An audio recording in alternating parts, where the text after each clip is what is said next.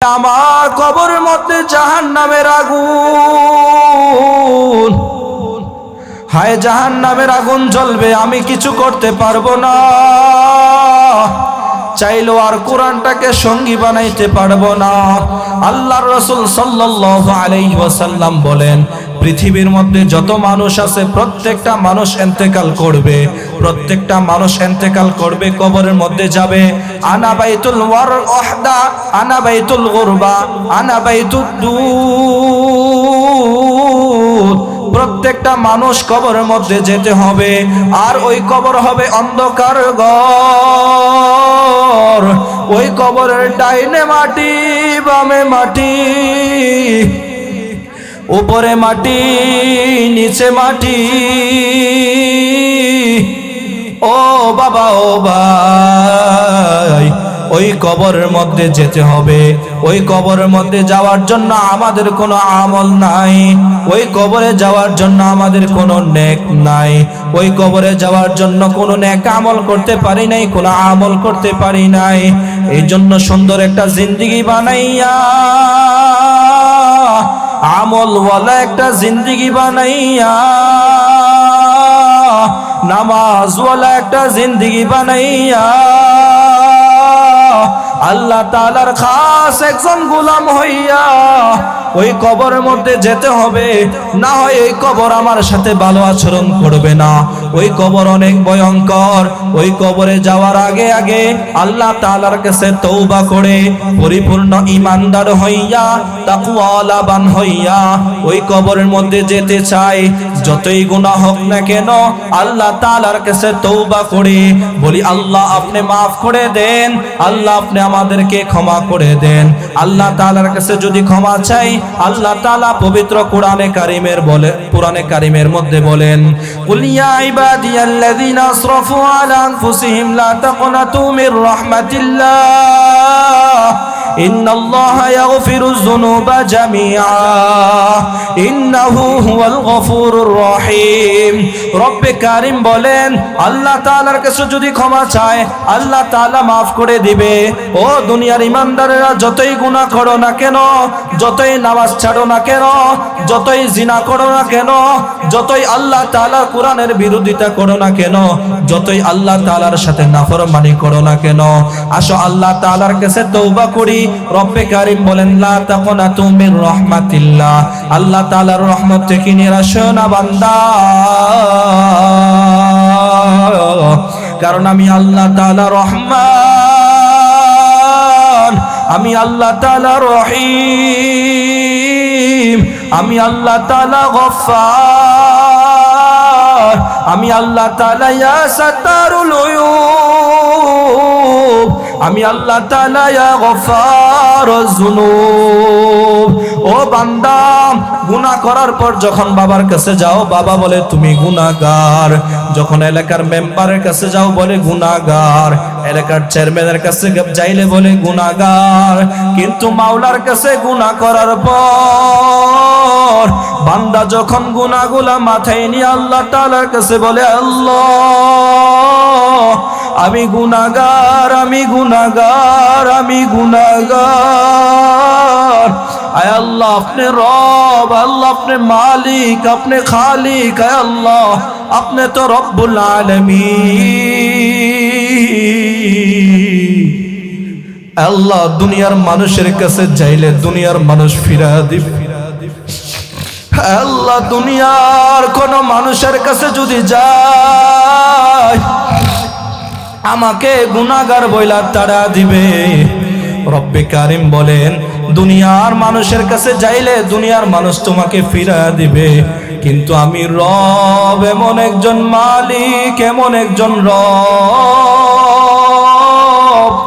এমন একজন খালিক, এমন একজন মালিক, এমন একজন রব্বুল আলামিন। আমি চাই না আমার বান্দা কি কালো নাকি সুন্দর, আমি চাই না আমার বান্দা সুন্দর নাকি খাটো, আমি একবারও চাই না আমার বান্দাটা কেমন। আর আমার বান্দা যখন মাওলাকে মাওলা বইলা ডাক দেয়, রব্বুল আলামিন বলেন, হায় বান্দা আমি আল্লাহ তাআলা তোর জন্য অপেক্ষা করতেছি বান্দা, আমি আল্লাহ তাআলা তোর জন্য অপেক্ষা করতেছি। দুনিয়ার মানুষ গুনাহ করার পর দুনিয়ার মানুষ তাড়াইয়া দেয়, আর আল্লাহ বলে ও গুনাহগারেরা কই আয় আয় আয়, আমি আল্লাহ তাআলার কাছে আয়। ও গুনাহগার, আমি আল্লাহকে আল্লাহ বলে ডাক দাও, আমি আল্লাহকে আল্লাহ বলে স্বীকার করো, আমি আল্লাহকে রব বলে স্বীকার করো। আর আমি আল্লাহ তাআলা বলছি ও বান্দা, যতই গুনাহ করো না কেন, যতই নাফরমানি করো না কেন, আমি আল্লাহ তাআলা বললাম বান্দা গো, তোমার চোখের পানিগুলা নাকে রাগায় আসার আগে আগে আমি রব তোমার জীবনের সমস্ত গুনাহগুলি মাফ করে দেব, আমি রব তোমার জীবনের সমস্ত গুনাহগুলি ক্ষমা করে দেব, আমি রব তোমাকে জান্নাতি বানা দেব, আমি রব তোমাকে জাহান্নাম থেকে মুক্ত করে দেব। এই জন্য আমার ভাইয়েরা বাবারা, যতই গুনাহ করি না কেন, যতই আল্লাহ তাআলার সাথে নাফরমানি করি না কেন, যতই কোরআন থেকে দূরে সরি না কেন, আমাদের সময় আমরা আল্লাহ তাআলার কাছে চাওয়া, আমরা রবকে রব বলে স্বীকার করা, আমরা মালিককে মালিক বলে স্বীকার করা। আর রব বলেন বান্দা, মালিককে মালিক বলে স্বীকার করলে, রবকে রব বলে স্বীকার করলে, আমি আল্লাহ তাআলা ওয়াদা করছি বান্দা, তোমার চোখের পানি চোখ থেকে নাকের আগায় আসার আগে আগে আমি আল্লাহ তাআলা তোমার জীবনের সমস্ত গুনাহগুলি মাফ করে দেব। কৌনাইন কা মুখতার খুদা তুমকো বানায়া,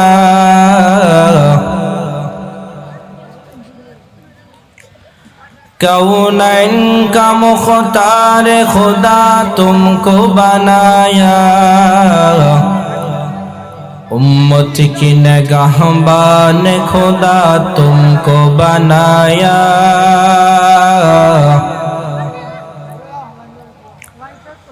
उम्मत की निगाहबान खुदा तुमको बनाया।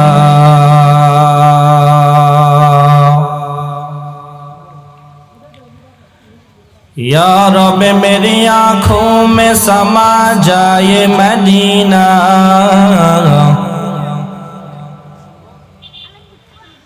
या रब मेरी आँखों में समा जाए मदीना, मुद्दत से मेरे दिल में तमन्ना ये मदीना,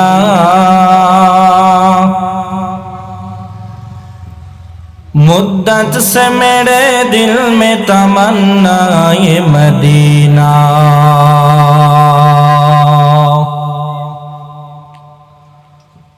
तलवार बकट हो के निकल मैदाने यासीर,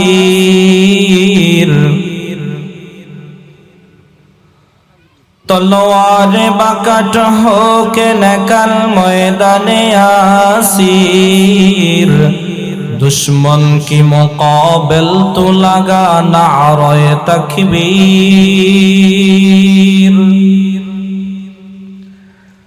दुश्मन की मुकाबिल तो लगा नारे तकबीर।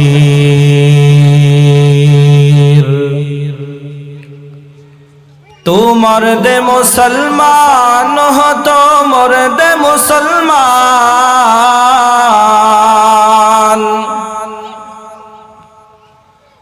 तू मर्द मुसलमान हो तो मर्द मुसलमान, एक हाथ में तलवार हो एक हाथ में कुरान, एक हाथ में तलवार हो एक हाथ में कुरान। इन्ना नहनु नज़्ज़लना ज़िक्रा व इन्ना लहु लहाफ़िज़ून। রব্বে করিম বলেন যে আল্লাহ তাআলা কোরআন নাজিল করছেন এবং কোরআন হেফাজত করবেন আল্লাহ তাআলা নিজেই। এই কোরআন যেমন তেমন কিতাব নয়, এই কোরআন হচ্ছে শ্রেষ্ঠ কিতাব। যেই কিতাব ওযু ছাড়া ধরা যায় না, পৃথিবীর মধ্যে লক্ষ লক্ষ কোটি কোটি মানুষের মধ্যে কোরআন এমন একটা কিতাব, যেই কিতাব লক্ষ লক্ষ কোরআনে হাফেজ সিনার মধ্যে কোরআন রাখে। পৃথিবীর মধ্যে এমন আর অন্য কোনো কিতাব নাই যে কোরআন কারীম যেভাবে মানুষ মুখস্থ রাখে, মুখস্থ করে জ্ঞানের মধ্যে রাখে, অন্য কোনো কিতাব নয় এইভাবে জ্ঞানের মধ্যে রাখে, এইভাবে মুখস্থ করে। আল্লাহ পাক রব্বুল আলামিন এই কোরআন প্রথমে আল্লাহ তাআলা আসমান, জমিন, পাহাড়, পর্বত, সাগর, নালা এই কোরআন এগুলাকে দিতে চাইছেন, কিন্তু কেউ এই কোরআন নেয় নাই। পাহাড়কে যখন বলা হয়েছে, পাহাড় বলতেছে এত বড় দামি কোরআন, এই কোরআন কিভাবে আমি রাখবো? এই কোরআনের ভর, এই কোরআনের ওজন রাখার ক্ষমতা আমার নাই। আসমানকে বলল আল্লাহ, আসমানও বলে এই কোরআন এত দামি কিতাব, এই কিতাব কিভাবে আমি রাখবো? এই কিতাবের ওজন, ভর কিভাবে আমি রাখবো? আল্লাহ পাক রব্বুল আলামিন পবিত্র কালামে কারীমের মধ্যে বলেন, ইন্না আরাদনাল আমানাতা আলাস সামাওয়াতি ওয়াল আরদি ওয়াল জিবাল ফাআবাইনা আন ইয়াহমিলনাহা ওয়া আশফাকনা মিনহা وحملها الإنسان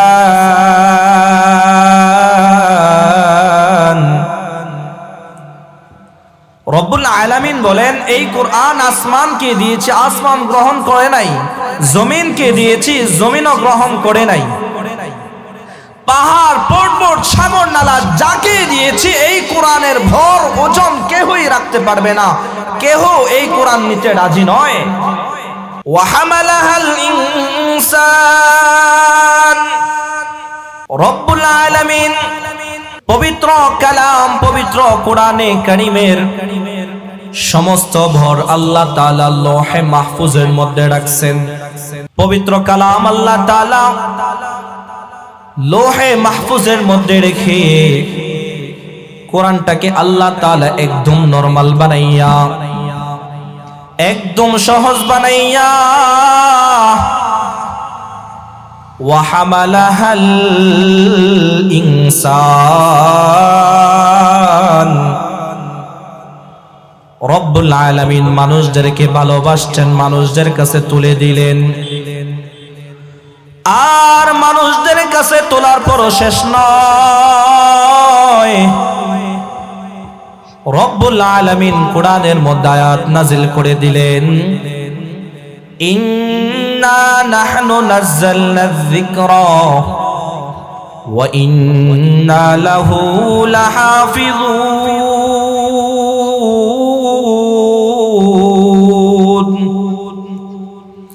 রব্বুল আলামিন পবিত্র কালামের পুরাটা বড় আল্লাহ তাআলা লৌহে মাহফুজের মধ্যে রেখে, পুরাটা ওজন আল্লাহ তাআলা লৌহে মাহফুজের মধ্যে রেখে কোরআনকে আল্লাহ তাআলা সহজ বানাইয়া আল্লাহ তাআলা ওয়াহামালাহাল ইনসান, মানুষ জাতিকে আল্লাহ তাআলা ভালোবেসে কোরআনটা সহজ বানাইয়া তাদের কাছে তুলে দিলেন। আল্লাহ তাআলা 5 নাম্বার পর 1 নাম্বার পৃষ্ঠার সর্বশেষ জায়গায় বলেন, ওয়া খুলিকাল ইনসানু যায়ীফা, আমি আল্লাহ তাআলা মানুষকে বানাইছি একদম দুর্বল করে। আমি জানি এই কোরআন যখন মানুষের কাছে দায়িত্ব দিয়া দেব, এই কোরআন তারা হেফাজত করতে পারবে না, তাদের থেকে ছিনাইয়া নিবে। এজন্য আমি আল্লাহ তাআলা আয়াত নাযিল করে জানা দিছি, ইন্না নাহনু নাযালনায যিকরা ওয়া ইন্না লাহু লাহাফিজুন। বান্দা, ও দুনিয়ার ইমানদারেরা, তোমরা কোনো টেনশন করিও না, কোরআনের পুরোটা বড় আমি আল্লাহ তাআলা নিলাম, কোরআন হেফাজত করার দায়িত্ব আমি আল্লাহ তাআলা নিলাম। তোমরা শুধু কোরআন পড়বা আর আমি আল্লাহ তাআলা নেকি দিব।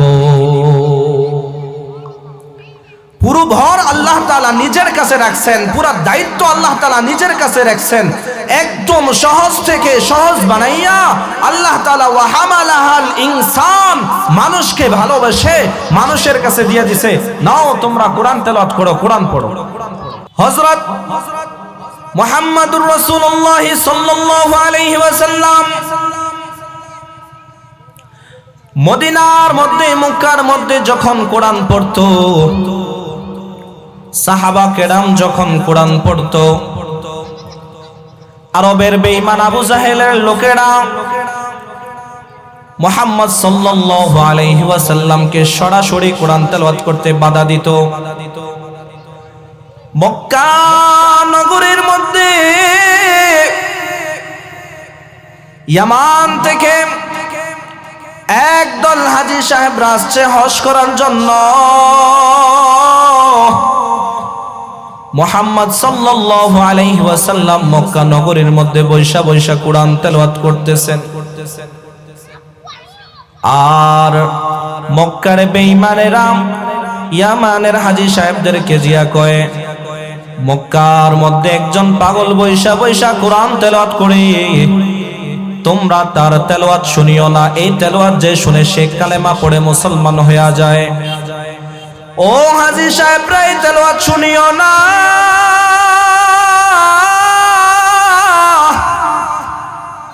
মুহাম্মদের এই তেলাওয়াত যে শুনে সে কালেমা পড়ে মুসলমান হয়ে যায়।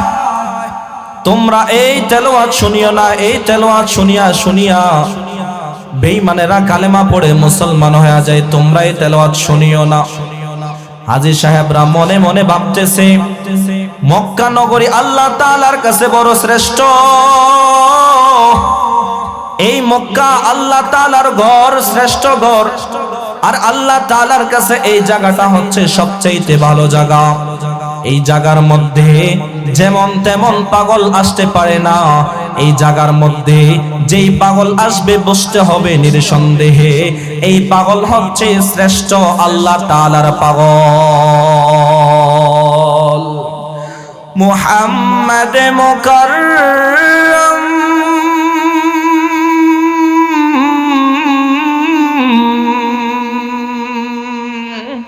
खुदा के ये पैगाम, मोहम्मद मुकर्रम, खुदा के ये पैगाम, मोहम्मद की शान है सिराजम मुनीरा। मोहम्मद की शान है सिराजम मुनीरा। হাজী সাহেবরা ডাক দিয়া কয়, মক্কা নগরী আল্লাহ তাআলার কাছে শ্রেষ্ঠ। মক্কা শরীফ আল্লাহ তাআলার কাছে বড় শ্রেষ্ঠ। এই শ্রেষ্ঠ জায়গার মধ্যে, এই মক্কা নগরীর মধ্যে যেমন তেমন পাগল আসতে পারে না গো। এই মক্কা নগরীর মধ্যে এমন একজন পাগল আছে, যেই পাগল আল্লাহ ছাড়া কিছু বোঝে না। তার নাম মুহাম্মাদুর রাসূলুল্লাহ সাল্লাল্লাহু আলাইহি ওয়াসাল্লাম। আসো আসো আমরা তার তেলাওয়াত শুনবো। আল্লাহ তাআলা পবিত্র কোরআনে পাকের মধ্যে আয়াত নাযিল করে জানায়া দেন, وقال الذين كفروا لا تسمعوا لهذا القرآن والغوا فيه لعلكم تغلبون। আরো আরবের লোকেরা যখন কোরআন তেলাওয়াত করত, মুহাম্মদ মুস্তাফা সাল্লাল্লাহু আলাইহি ওয়াসাল্লাম যখন কোরআন পড়তো, তখন মদিনার বেঈমানেরা কাফেরেরা সরাসরি বলতো কোরআন পড়িও না। কোরআন পড়তে তারা নিষেধ করত, তারা কোরআন পড়তে দিত না। এই যুগে কিছু নাস্তিক কুলাঙ্কাররা কোরআনের প্রতি বাধা দেন। এই যুগে কিছু নাস্তিক কুলাঙ্কাররা কিছু কিছু নামে এসে আমাদেরকে কোরআন পড়তে বাধা দেন।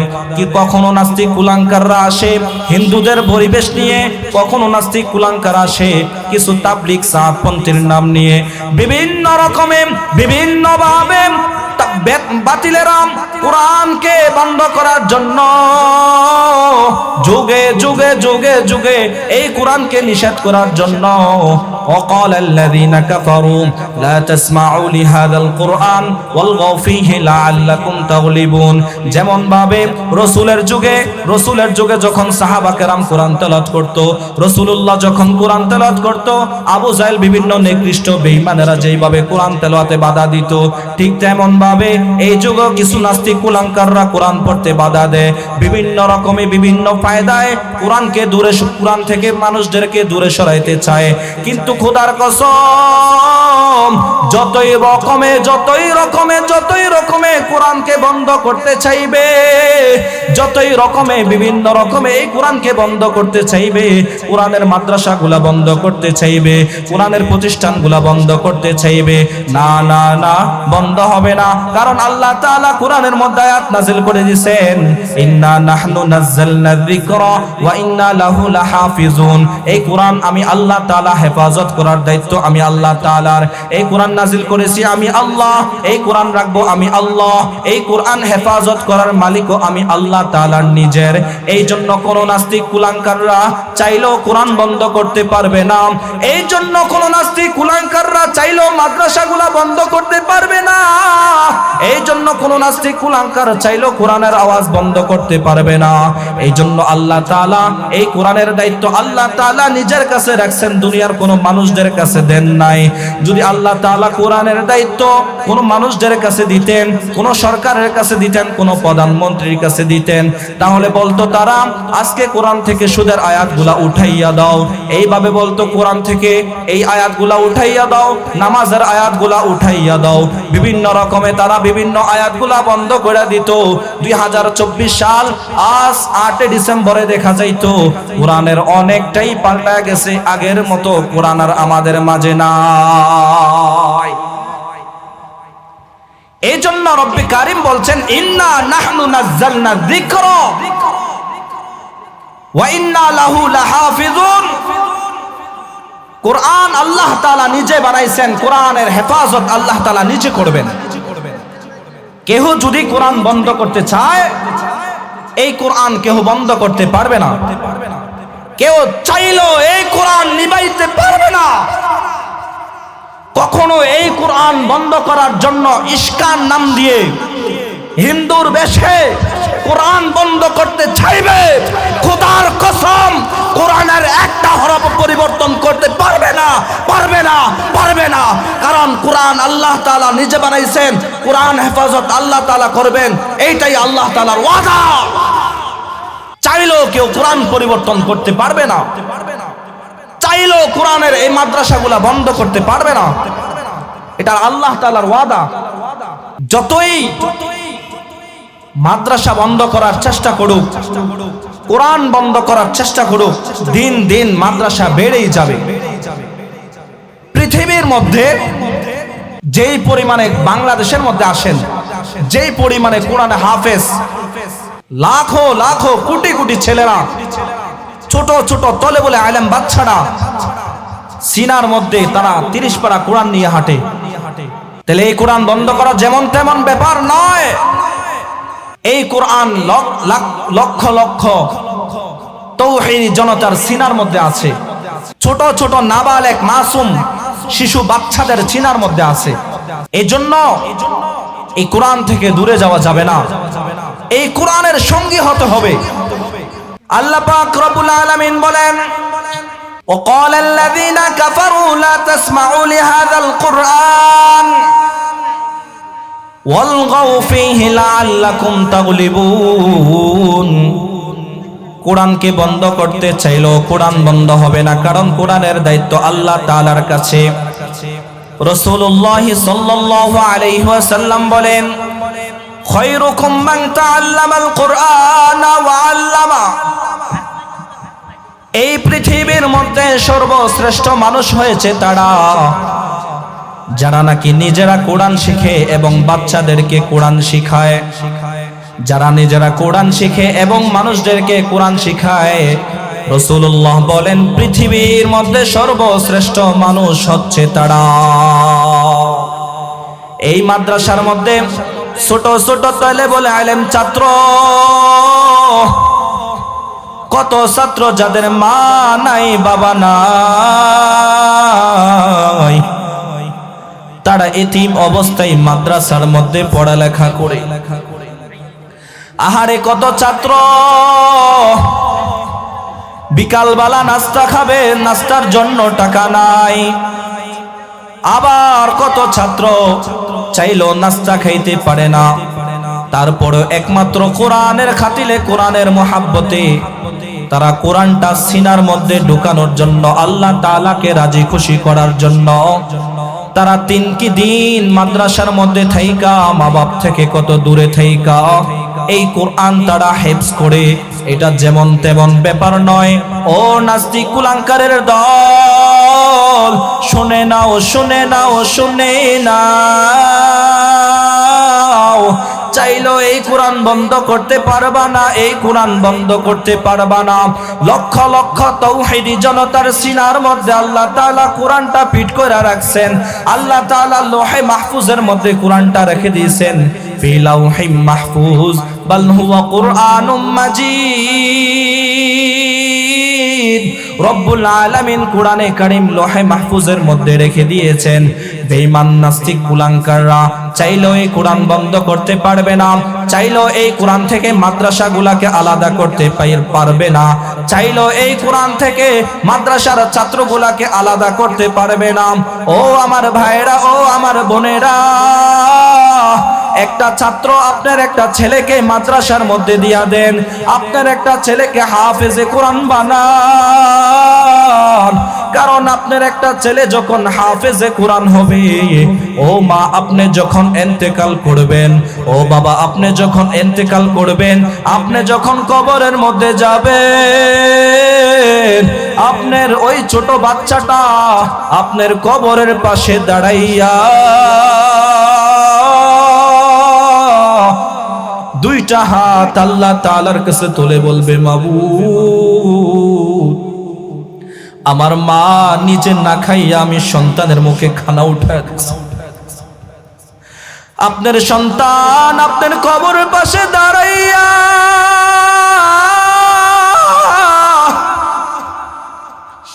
বলবে, আল্লাহ দুনিয়ার মধ্যে আমার এই বাবা না খাইয়া আমি সন্তানের মুখে খানা উঠায় দিছে। আল্লাহ, ও আল্লাহ আপনি আমার এই বাবাকে কিভাবে জাহান্নামের মধ্যে জ্বালাইবেন? যখন আপনার নাবালেগ সন্তান 30 পারা কোরআন সিনার মধ্যে লইয়া বাবা মার কবরের মধ্যে দাঁড়াইয়া, বাবা মার কবরের সামনে দাঁড়াইয়া যখন আল্লাহ তাআলার কাছে এভাবে কাঁদতে থাকবে, রব্বুল আলামিন ওই বাবা মার কবরকে, কবরের আযাব মাফ করে সাথে সাথে কবরকে জান্নাতের বাগান বানায় দিবেন। শুধু তাই নয়, শুধু তাই নয়, ও মা, এই মা কত ধন্য মা, যেই মা ইন্তেকাল করার পর সন্তান মায়ের সামনে, লাশের সামনে দাঁড়াইয়া সন্তান জানাজার নামাজ পড়ায়। ওই বাবা কত ধন্য বাবা, যেই বাবার লাশের সামনে দাঁড়াইয়া সন্তান জানাজার নামাজ পড়ায়। ওই বাবা কত ধন্য বাবা, যেই বাবা সন্তানের পিছনে দাঁড়াইয়া তারাবির নামাজ পড়ে। ওই বাবা কত ধন্য বাবা, যেই বাবার সন্তানের বয়ান শুনিয়া লাখো লাখো মানুষ ইমানের দিকে, ইসলামের দিকে, নামাজের দিকে দৌড়ায়। এই জন্য বাবারা, এই জন্য আমার ভাইয়েরা, সন্তানকে কোরআন শিখান, সন্তানকে হাফেজ বানান। আপনার সন্তান যদি হাফেজ হয়, খোদার কসম করে বলতে পারি, আপনার সন্তান আপনার কবরের সামনে দাঁড়াইয়া আল্লাহ তাআলার কাছে দোয়া করবে, রব্বির হামহুমা কামা রব্বায়ানি সগীরা। আপনার সন্তান আপনার কবরের পাশে দাঁড়াইয়া বারবার বলবে, আল্লাহ আমার বাবাকে মাফ করে দাও, আমার মাকে মাফ করে দাও। গত কিছুদিন আগের একটা ঘটনা, একটা মাদ্রাসার ছাত্র, ছোট্ট একটা বাচ্চা, তার বাবা ইন্তেকাল করছে। ওই সন্তান দাঁড়াইয়া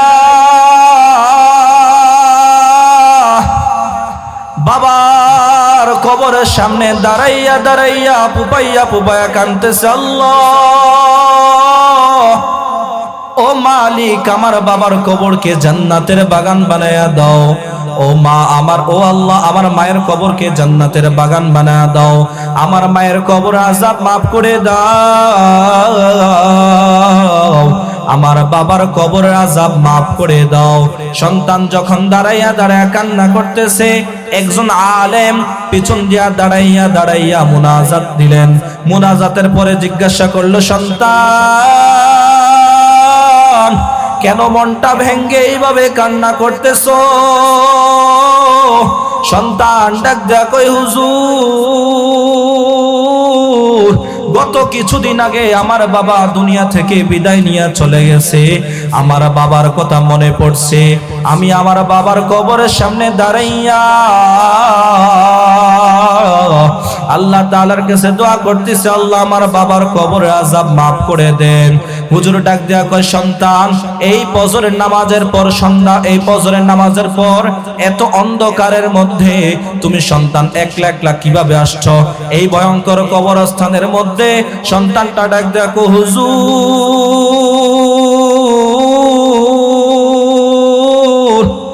আমি একা আসি নাই, ওই কলা বাগানে তাকাইয়া দেখেন আমার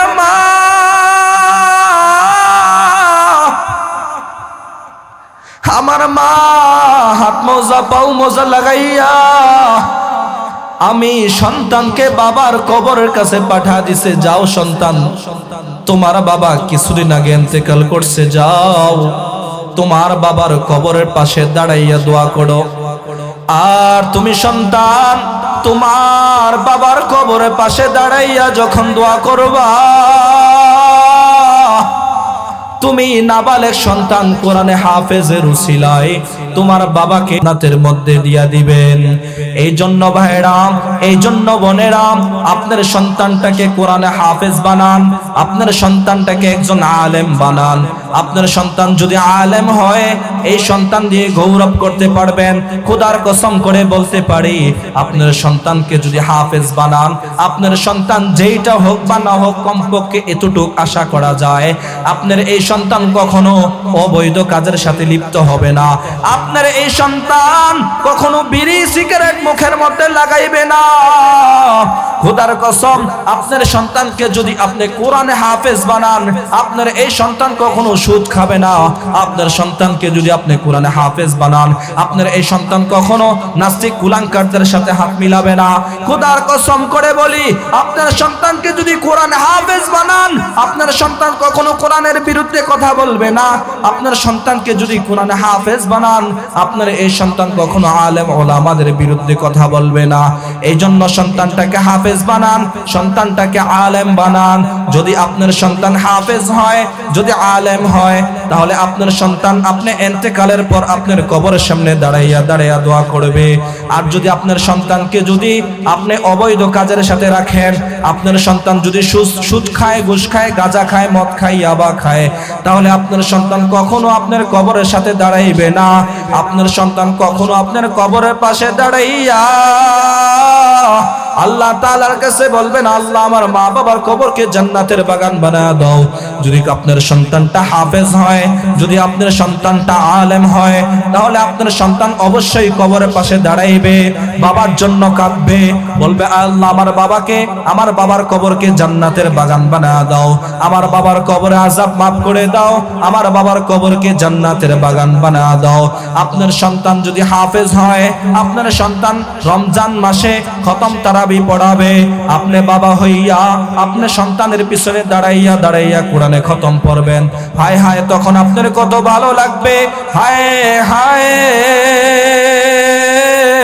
আপনি তখন অন্তর দিয়া কাঁদবেন আর বলবেন, হায় আমি কার পিছনে তারাবির নামাজ পড়তেছি, সে তো আমার সন্তান। একটা বাবার কলিজা তখন কত বড় হইয়া যাবে। এই জন্য বাবারা সন্তানগুলাকে আলেম বানান, সন্তানগুলাকে হাফেজ বানান, কারণ আপনি ইন্তেকাল করবেন, কবরের মধ্যে যাবেন। আল্লাহ তাআলা তো সকলের জন্য মৃত্যু নিশ্চিত রাখছেন, ইন্তেকাল করতে হবে, কবরের মধ্যে যেতে হবে।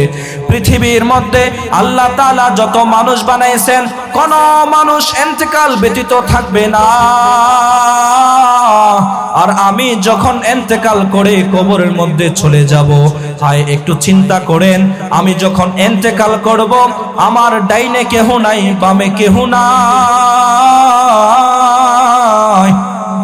একটু চিন্তা করেন, নিজের কলব দিয়ে একটু চিন্তা করেন, আজ যদি আমরা ইন্তেকাল করি তাহলে আমাদেরকে কবরে নিয়ে যাবে, এই বুঝি আমি ইন্তেকাল করলাম। একটু চিন্তা করেন, এই বুঝি আমার এলাকার মধ্যে আমার নাম এলান হয়ে গেল, এই বুঝি আমাকে গোসল করাইয়া সাদা কাপড়ের প্যাকেট করাইয়া মসজিদের ওই পালকির মধ্যে উঠাইয়া এই মনে হয় আমাকে কবরের দিকে নিয়ে যাচ্ছে। তখন দেখব, হায় আমার বাবা কান্দে, আমার মা কান্দে, দুঃখিনী মা ডাক দেয়া বলবে, আমার সন্তান, যে সন্তানকে ছাড়া খাবার খাইতাম না, যে সন্তানের জন্য এত মায়া, যে সন্তানের জন্য দিনকে দিন বলতাম না, রাতকে রাত বলতাম না, ও এলাকাবাসীরা আমার ওই দুঃখিনী সন্তানটাকে কই নিয়ে যাও। বাবা আপনার কবরটাকে বাবা কবরের কাছে নিয়ে যাবে, কবরের কাছে যাইয়া কানবে, ভাইয়েরা কান্না করবে, বোনেরা কান্না করবে, আত্মীয় স্বজন সকলে কান্না করবে, কিন্তু আমাকে কবরের মধ্যে ডাকবে, কবরের মধ্যে রেখে আমাকে মাটি দিয়া কিছুক্ষণ পর সবাই চলে যাবে। একদিন, 2 দিন পর, 3 দিন পর কেউ অনুসরণ রাখবে না। ইন্তেকাল করতে হবে, কবরের মধ্যে যেতে হবে। এই জন্য কোরআনটাকে সঙ্গী বানান, এই জন্য কোরআনের হাফেজ বানান সন্তানদেরকে। যদি কোরআনে হাফেজ বানান তাহলে আপনার কবর হবে ভালো। যদি আপনি আলেমদের সাথে ভালো থাকেন, উলামায়ে কেরামদের সাথে ভালো থাকেন, কোরআনটাকে সঙ্গী বানান, তাহলে আপনার কবরের মধ্যে আপনার হবে জান্নাত।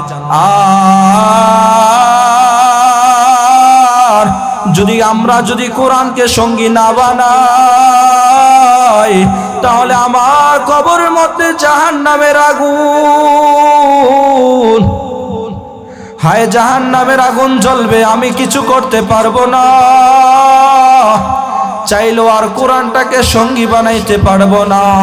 আল্লাহর রাসূল সাল্লাল্লাহু আলাইহি ওয়াসাল্লাম বলেন, পৃথিবীর মধ্যে যত মানুষ আছে প্রত্যেকটা মানুষ ইন্তেকাল করবে, প্রত্যেকটা মানুষ ইন্তেকাল করবে, কবরের মধ্যে যাবে। আনা বাইতুল ওয়াহদা, আনা বাইতুল গুরবা, আনা বাইতুদ দুর। প্রত্যেকটা মানুষ কবরের মধ্যে যেতে হবে, আর ওই কবর হবে অন্ধকার ঘর। ওই কবরের ডাইনে মাটি, বামে মাটি, উপরে মাটি, নিচে মাটি। ও বাবা, ও ভাই, ওই কবরের মধ্যে যেতে হবে। ওই কবরের মধ্যে যাওয়ার জন্য আমাদের কোনো আমল নাই, ওই কবরে যাওয়ার জন্য আমাদের কোনো নেক নাই, ওই কবরে যাওয়ার জন্য কোনো নেক আমল করতে পারি নাই, কোনো আমল করতে পারি নাই। এই জন্য সুন্দর একটা জিন্দেগি বানাইয়া, আমলওয়ালা একটা জিন্দেগি বানাইয়া, নামাজওয়ালা একটা জিন্দেগি বানাইয়া আল্লাহ তাআলার খাস একজন গোলাম হইয়া ওই কবরের মধ্যে যেতে হবে। না হয় এই কবর আমার সাথে ভালো আচরণ করবে না, ওই কবর অনেক ভয়ঙ্কর। ওই কবরে যাওয়ার আগে আগে আল্লাহ তাআলার কাছে তওবা করে পরিপূর্ণ ঈমানদার হইয়া তাকওয়ালাবান হইয়া ওই কবরের মধ্যে যেতে চাই। যতই গুনাহ হোক না কেন আল্লাহ তাআলার কাছে তওবা করে বলি, আল্লাহ আপনি মাফ করে দেন, আল্লাহ আপনি আমাদেরকে ক্ষমা করে দেন। আল্লাহ তাআলার কাছে যদি ক্ষমা চাই, আল্লাহ তাআলা পবিত্র কোরআনে কারীমের মধ্যে বলেন, কুল ইয়া ইবাদিয়াল্লাযীনা আসরাফু আলা আনফুসিহিম লা তাকনাতু মির রাহমাতিল্লাহ ইন্নাল্লাহা ইয়াগফিরুয যুনুবা জামিআ ইন্নাহু হুয়াল গফুরুর রহিম। রব্বে কারীম বলেন, আল্লাহ তাআলার কাছে যদি ক্ষমা চায় আল্লাহ তাআলা মাফ করে দিবে। ও দুনিয়ার ইমানদারেরা, যতই গুনাহ করো না কেন, যতই নামাজ ছাড়ো না কেন, যতই জিনা করো না কেন, যতই আল্লাহ তাআলার কোরআনের বিরোধিতা করো না কেন, যতই আল্লাহ তাআলার সাথে নাফরমানি করো না কেন, আসো আল্লাহ তাআলার কাছে তওবা করি। রব্বে কারীম বলেন, লা তাকনাতু মির রাহমাতিল্লাহ, আল্লাহ তাআলার রহমত থেকে নিরাশ হও না বান্দা, কারণ আমি আল্লাহ তাআলা রহমান, আমি আল্লাহ তাআলা রহিম, আমি আল্লাহ তাআলা গফফার, আমি আল্লাহ তাআলা ইয়া সাত্তারুল উয়ুব, আমি আল্লাহ তাআলা ইয়া গফফারুয যুনুব। ও বান্দা, গুনাহ করার পর যখন বাবার কাছে যাও, বাবা বলে তুমি গুনাহগার। যখন এলাকার মেম্বারের কাছে যাও বলে গুনাহগার, এলাকার চেয়ারম্যানের কাছে যাইলে বলে গুনাহগার।